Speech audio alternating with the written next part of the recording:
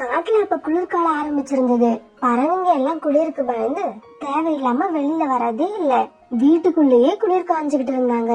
அந்த காடே ரொம்ப அமைதியா இருந்துச்சு. காலுக்காகவும் கோரிக்காகவும் மகன் ஜக்குவோட தங்களோட வீட்டுல குளிர் காஞ்சுகிட்டு இருந்தாங்க. காலுச்சி, இந்த குளிர்காலம் முடிய இன்னும் எத்தனை நாள் இருக்கு? எத்தனை மாசம் இருக்குன்னு கேளு. குளிர்காலமே இப்பதான் ஆரம்பிச்சிருக்கு. இவங்க இப்படி பேசிக்கிட்டு இருக்கும்போது ஜக்கு ஜன்னல் வழியா வந்த ஏதோ ஒரு வாசனையா மோப்பம் பிடிச்சுக்கிட்டு இருந்துச்சு. அம்மா, குக்குவோட வீட்ல இருந்து பகோடா தயார் பண்ற வாசம் வருது. அம்மா, எனக்கும் இப்ப பகோடா சாப்பிட்டுக்கிட்டே சூடா டீ குடிக்கணும் போல ஆசையா இருக்கு. அம்மா அம்மா, எனக்கும் பகோடா கூட டீயும் போட்டு கொடுமா. ஆமா கோரி, எனக்கு கூட இந்த நேரத்துல பகோடாவும் டீயும் சாப்பிட்டா நல்லா இருக்குன்னு தான் தோணுது. காலுஜி, நான் செய்யற பகோடாவை விட நீங்க செய்யற பகோடா தான் எனக்கு ரொம்ப பிடிக்கும். டேஸ்டும் ரொம்ப நல்லா இருக்கும். அதனால நீங்களே செஞ்சிடுங்க காலுஜி, ப்ளீஸ். அப்புறம் வெறும் பகோடா எனக்கு பிடிக்காது.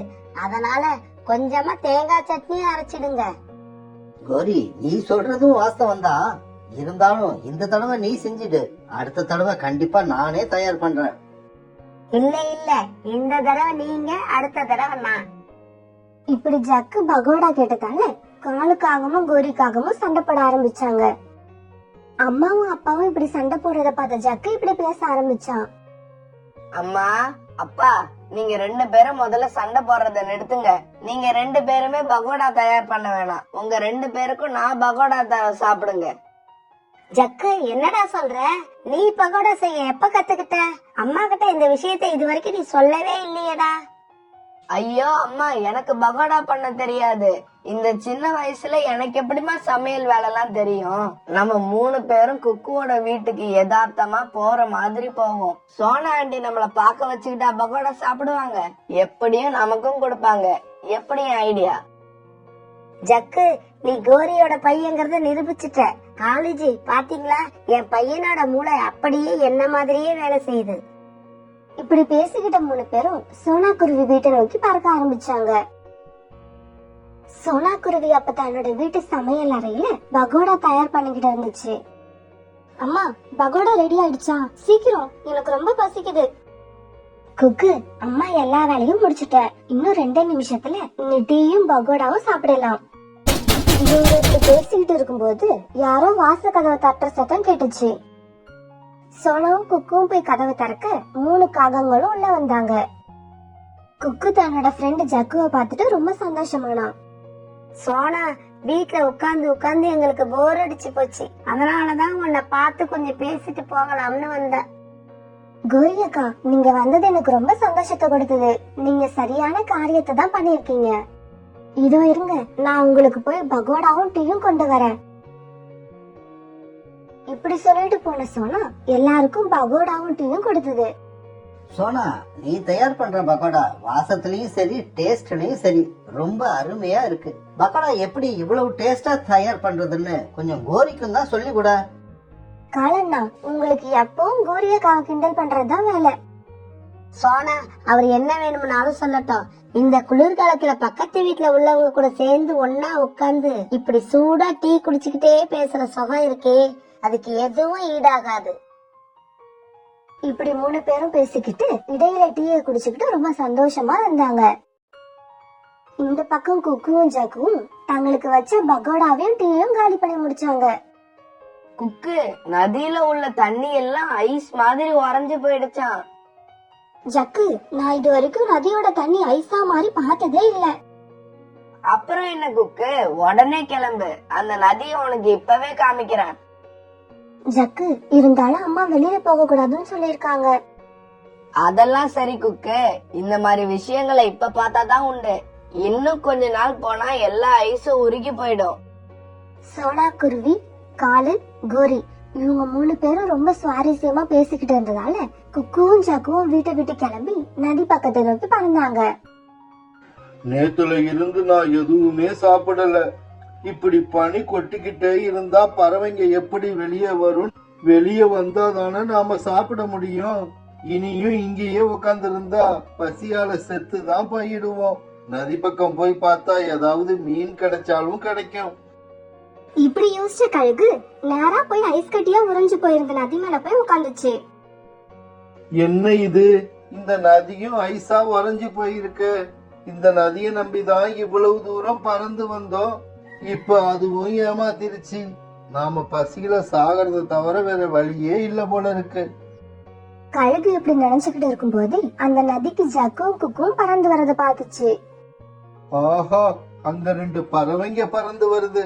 அந்த பறவைங்க ரெண்டும் முதல்ல நதியில வந்து இறங்கட்டும். அது வரைக்கும் எங்கேயாவது ஒளிஞ்சிருந்து பாப்போம். பிறகு நல்ல சந்தர்ப்பம் பார்த்து அவங்கள கொன்னு சாப்பிடுவோம். இப்படி யோசிச்ச கழுகு ஒரு பெரிய புதருக்குள்ள போய் மறைஞ்சுக்கிட்டு ஜக்குவையும் குக்குவையும் பாத்துக்கிட்டே இருந்துச்சு. நதி தண்ணி எப்படி ஆயிடுச்சு பாத்தியா? இந்த இடத்துல நதி இருந்ததுக்கான அடையாளமே தெரியல. எங்க பார்த்தாலும் பனிக்கட்டியா இருக்கு. ஜக்குவா, நேரத்தை வீணாக்காம இந்த நதியில சறுக்கி சறுக்கி விளையாடலாம்.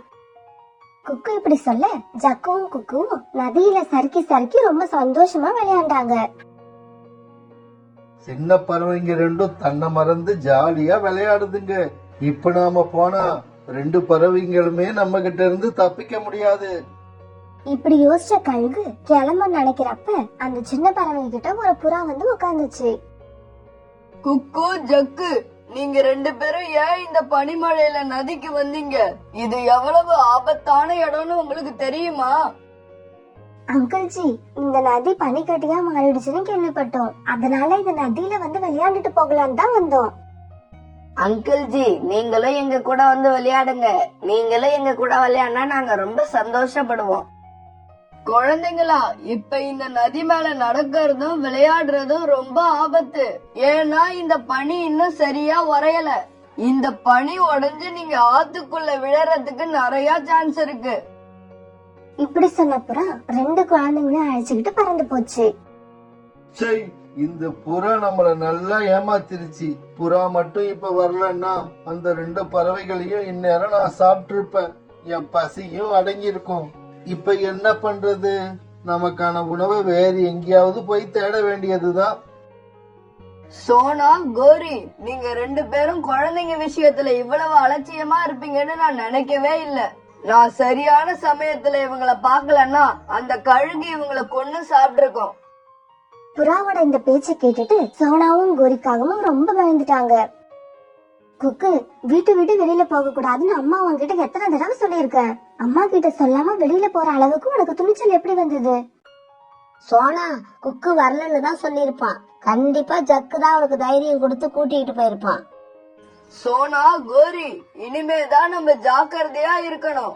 இந்த மாதிரி பனிக்காலங்கள்ல கழுகு போன்ற பறவைகளுக்கு உணவு கிடைக்காது. அதனால அதுங்க நம்ம வீட்டு பக்கம் வர்றதுக்கு கூட நிறைய சான்ஸ் இருக்கு. இதனால வீட்டு ஜன்னலையும் கதவையும் நல்லா சாத்தி வைங்க.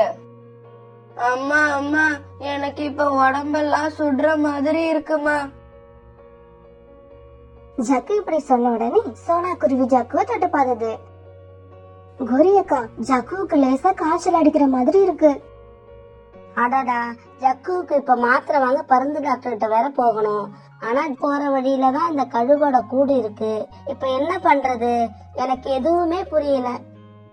கோரி, காய்ச்சலுக்கான மாத்திரை என் வீட்டுல இருக்கு. அதனால நீ மாத்திரை வாங்கறதுக்கு எங்கேயும் போக வேண்டாம். உங்க 3 பேரையும் கொண்டு போய் உங்க வீட்டுல விட்டுட்டு நான் போய் மாத்திரை எடுத்துக்கிட்டு வரேன். சோனா, நீ வீட்டு கதவை நல்லா சாத்திக்க. தெரியாதவங்க யாரு வந்தாலும் கதவை திறக்காத. பிறகு காலுக்காகவும் கோரிக்காகவும் ஜக்குவை அழைச்சிட்டு புறாவோட பறந்து போனாங்க. இங்க எல்லா பக்கமும் உணவு தேடி பார்த்த கழுகு உணவே கிடைக்காதால காலுக்காக வீட்டு பக்கம் வந்துச்சு. பூரா காட்டையும் சுத்தியாச்சு, எந்த உணவும் கிடைக்கல. எல்லா பறவையும் வீட்டுக்குள்ளேயே இருக்குங்க போல இருக்கு. ஆனா இந்த வீட்டுல மட்டும் யாருமே இல்லாத மாதிரி இருக்கே. சரி, ஜன்னல் திறந்துதான் இருக்கு. இந்த வீட்டுக்குள்ள எப்படியாவது போயிடுவோம். எந்த பறவை உள்ள வந்தாலும் அதை சாப்பிட வேண்டியதுதான். இப்படி யோசிச்ச கழுகு ஜன்னல் வழியா மெதுவா வீட்டுக்குள்ள இப்ப பறந்து வந்த எல்லாரும் காலுக்காக வீட்டுக்கு முன்னால வந்து இறங்குனாங்க. காலு, கோரி, நான் என் வீட்டுல போய் ஜக்குக்கு மாத்திரை எடுத்துக்கிட்டு வரேன். நீங்க 3 பேரும் வீட்டுல ஜாக்கிரதையா இருங்க. அப்புறம் தெரியாதவங்க யாராவது கதவை தட்டினா எப்பவுமே திறக்காதீங்க. இப்படி சொன்ன புறா மாத்திரை எடுக்கிறதுக்காக தன்னோட வீட்டுக்கு பறந்து போச்சு. இப்ப காலுவும் கோரியும் தங்களோட வீட்டு கதவை திறந்து உள்ள போனாங்க. இவங்கள பார்த்த கழுகு ரொம்ப சந்தோஷப்பட்டது. வந்துட்டாங்க வந்துட்டாங்க, என்னோட பசிய போக்குறதுக்காகவே வந்திருக்காங்க. 3 பேர் இருக்காங்க. இருந்தாலும் இப்ப நான் வெளியில போனா என்ன பார்த்துட்டு பதட்டத்துல அங்கேயும் இங்கேயும் பறந்து ஒரே குழப்பமாயிடும். அதனால 3 பேரும் தூங்குற வரைக்கும் நாம இங்கேயே வெயிட் பண்ணுவோம். உள்ள வந்த உடனே ஜக்குவுக்கு காய்ச்சல் இருந்ததால படுத்து தூங்க ஆரம்பிச்சிடுச்சு. காலும் கோரியும் நெருப்புல குளிர் காஞ்சிக்கிட்டே மாத்திரை எடுக்க போன புறா திரும்பி வர்றதுக்காக காத்திருக்க ஆரம்பிச்சாங்க. அந்த சமயத்துல அந்த கழுகுக்கு திடீர்னு தண்ணி தாகம் எடுக்க ஆரம்பிச்சது. அடடா, என்ன இது, உணவு கிடைச்சிருச்சேன்னு சந்தோஷமா இருந்த நேரத்துல இப்படி தண்ணீர் தாகம் எடுக்குதே. இவ்வளவு தண்ணீர் தாகத்தோட இவங்க மாமிசத்தை சாப்பிட்டு அது தொண்டையில மாட்டிக்கிட்டா என்ன பண்றது? ஐயோ, அப்படி நடந்தா நம்ம உயிருக்கே ஆபத்தாயிடும். எப்படியாவது இப்ப நம்ம தண்ணி குடிச்சே ஆகணுமே. சின்ன பறவை நல்லா தூங்குது இப்ப, அதனால ஒன்னும் பிரச்சனை இல்ல. இந்த 2 காகங்களையும் பிடிச்சு ஒரு இடத்துல கட்டி போட்டுட்டு போயிடுவோம். தண்ணீர் குடிச்சிட்டு திரும்பி வந்து இவங்க 3 பேரையும் ஆறாமற உக்காந்து சாப்பிடலாம். இப்படி யோசிச்ச கழுகு ஒரு தடியை எடுத்துக்கிட்டு வந்து காலுவோட தடையில அடிச்சது. அடிச்ச வேகத்துல காலு மயக்கம் போட்டு கீழே விழுந்தது. திடீர்னு வீட்டுக்குள்ள கழுக பார்த்த அதிர்ச்சிகளையும் காலு மயங்கி விழுந்ததையும் பார்த்த கோரியும் தன்னாலேயே மயக்கமாகி கீழே விழுந்துடுச்சு. கோரியும் இப்படி மயக்கமாகி கீழே விழுந்ததை பார்த்த கழுகுக்கு ரொம்ப சந்தோஷம். வெரி குட், இப்ப நம்ம வேலை இன்னும் ஈஸி ஆயிடுச்சு. இப்படி சொன்ன கழுகு காலுக்காகத்தையும் கோரிக்காகத்தையும் ஒரு இடத்துல கைத்தால கட்டி போட்டுடுச்சு. காகங்களே, நீங்க 3 பேரும் இப்படியே சமத்தா தூங்கிக்கிட்டே இருக்கணும். நான் அதுக்குள்ள தண்ணீர் குடிச்சிட்டு வந்துடுவேன். இப்படி சொன்ன கழுகு தண்ணீர் குடிக்க வீட்டை விட்டு வெளியே வந்து கதவை சாத்திட்டு பறந்து போச்சு. கழுகு இப்படி போய் கொஞ்ச நேரத்துக்குலாம் மாத்திரை எடுத்துக்கிட்டு புறா காலுக்காகத்தோட வீட்டுக்கு வந்துச்சு. காலுக்காகத்தோட வீட்டுக்கு வந்த புறா வாச கதவை தட்டுச்சு. ரொம்ப நேரம் தட்டியும் கதவை திறக்காதால புறாவுக்கு சந்தேகம் வந்து ஜன்னல் பக்கம் போய் பார்த்தது. உள்ள காலுக்காகவும் கோரிக்காகவும் கைத்தால கட்டி இருக்கத பார்த்த உடனே புறா ரொம்ப அதிர்ச்சி ஆயிடுச்சு. காலு காலு, கோரி கோரி. புறா இப்படி சத்தம் போட்டு கூப்பிட்ட உடனே மயக்கத்துல அந்த கோரிக்காக மெதுவா கண் விழிச்சது. கோரி, உங்களுக்கு என்ன ஆச்சு? யாரு இப்படி உங்களை கட்டி போட்டது? புறா இப்படி கேட்டதும் கோரிக்காக நடந்த எல்லாத்தையும் அழுதுகிட்டே சொல்லுச்சு. தண்ணீர் தேடி வெளியில வந்த கழுகு தண்ணீர் எங்க தேடியும் கிடைக்காதால ரொம்ப கோபமாயிடுச்சு. என்ன இது, இன்னைக்கு யார் முகத்துல விழிச்சேன்னே தெரியலையே. நடக்கிறது எல்லாம் நமக்கு எகைன்ஸ்டாவே நடக்குது. சரி, எது நடந்தாலும் நடக்கட்டும். வீட்டுக்கு போய் தூங்கிக்கிட்டு இருக்க அந்த சின்ன காகத்தை முதல்ல சாப்பிடுவோம். சாப்பிட்டு முடிச்சிட்டு அப்புறம் என்ன செய்யலாம்னு யோசிப்போம். இங்க சோனாவும் கோரிக்காகத்தோட பையன் ஜக்குவுக்கு காய்ச்சல் வந்ததையே நினைச்சுக்கிட்டு இருந்தது. ஜக்குவுக்கு இப்ப காய்ச்சல் எப்படி இருக்குன்னு தெரியலையே. புறா நான் மாத்திரை கொண்டு வந்து கொடுத்துருக்குமா? எதுவுமே தெரியல. ஒரு தடவை காலானா வீடு வரைக்கும் போய் பாத்துட்டு வந்துடுவோம். குக்கு, நீ சமத்தா வீட்டுக்குள்ளேயே இரு. நான் காலானா வீடு வரைக்கும் போயிட்டு சீக்கிரமா வந்துடுறேன். இப்படி சொன்ன சோனா கால வீட்டுக்கு பறந்து போச்சு. அடப்பாவமே, உங்க நிலைமை என்ன இப்படி ஆயிடுச்சு? அது சரி, உங்களை கட்டி போட்ட கழுகு இப்ப எங்க? உங்களை எதுக்காக கட்டி போட்டுச்சு? அதுதான் புறா எங்களுக்கும் தெரியல. கோரி இப்படி சொல்லி முடிக்க கழுகு கதவை திறந்துகிட்டு உள்ள வரவும் சரியா இருந்தது. அதே சமயம் காலுக்காக வீட்டுக்கு வந்த சோனா குருவியும் ஜன்னல் பக்கம் புறா உட்கார்ந்து இருக்கத பாத்துட்டு பக்கத்துல போய் உட்கார்ந்தது. புறா அண்ணா, என்ன இங்க உட்கார்ந்துருக்கீங்க? சத்தம் போட்டு பேசாத, உள்ள என்ன நடக்குதுன்னு பாரு. புறா இப்படி சொன்ன உடனே சோனா குருவியும் உள்ள நடக்காத பார்க்க ஆரம்பிச்சது. என்ன காகமே, மயக்கம் தெளிஞ்சிடுச்சா உங்களுக்கு? இருந்தாலும் உங்களுக்கெல்லாம் இப்ப வேலையே இல்ல. இப்ப நான் இந்த சின்ன காகத்தை தான் சாப்பிட போறேன். தாகத்துல இருக்க எனக்கு இப்போதைக்கு இந்த குழந்தையோட மாமிசம் தான் சாப்பிட்டா முழுங்க ஈஸியா இருக்கும். இப்படி சொன்ன கழுகு தூங்கிக்கிட்டு இருந்த சக்கு கிட்ட போக தான் கண்ணு முன்னாலேயே தன்னோட மகன் உயிர் போகிறத நினைச்சு கோரி அழுதுச்சு. இதையெல்லாம் பார்க்க முடியாத சொன்னா திடீர்னு இப்படி கத்துச்சு. ஏய் கழுகே, அந்த குழந்தை பக்கம் போகாத, உனக்கு நான் உணவு தரேன். அந்த உணவுல உனக்கு தாகமும் தீரும், பசியும் அடங்கும். தயவு செஞ்சு அந்த குழந்தைய விட்டுடு. யார் நீங்கெல்லாம்? மரியாதையா ஓடிடுங்க, இல்லன்னா உங்களையும் கொன்னு தின்னிடுவேன். நாங்க ஓடுறது இருக்கட்டும், இப்ப நீ அந்த குழந்தைய கொல்லாம விட்டா உனக்கு மாமிசத்தை விட அதிகம் பிடிச்ச முட்டைகளை கொண்டு வந்து தரேன். முட்டைங்கிற வார்த்தையை கேட்ட உடனே கழுகுக்கு நாக்குல நீர் ஊற ஆரம்பிச்சது. முட்டை சாப்பிட்டு எவ்வளவு நாள் ஆகுது? இப்ப உள்ள நிலைமைக்கு முட்டை சாப்பிட்டா பசியும் அடங்கும், தாகமும் தீரும். முட்டைய கொடுத்தா இந்த காகங்களை உயிரோடு விட்டுடுறேன்னு சொல்லி முட்டைய வாங்கி சாப்பிடுவோம். முட்டை கைக்கு கிடைச்சதும் முட்டையையும் சாப்பிட்டு இவங்களையும் ஒவ்வொருத்தரா கொண்டு சாப்பிட வேண்டியதுதான். இந்த மாதிரி யோசிச்ச கழுகு இப்படி பேச ஆரம்பிச்சது. நீ எனக்கு 10 முட்டைகளை தந்தா இங்க உள்ள 3 பேரையுமே விட்டுடுவேன். எனக்கு நீ சீக்கிரம் 10 முட்டைகளை எடுத்துக்கிட்டு வா. கண்டிப்பா எடுத்துட்டு வரேன். நீ இவங்களை மட்டும் கொல்லாம இரு, 1 மணி நேரத்துல திரும்பி வந்துருவோம். இப்படி சொன்ன சோனா புறாவோட பறந்து போச்சு. இப்படி பறந்த சோனா புறாவை கூட்டுக்கிட்டு நேரா மார்க்கெட்டுக்கு போச்சு.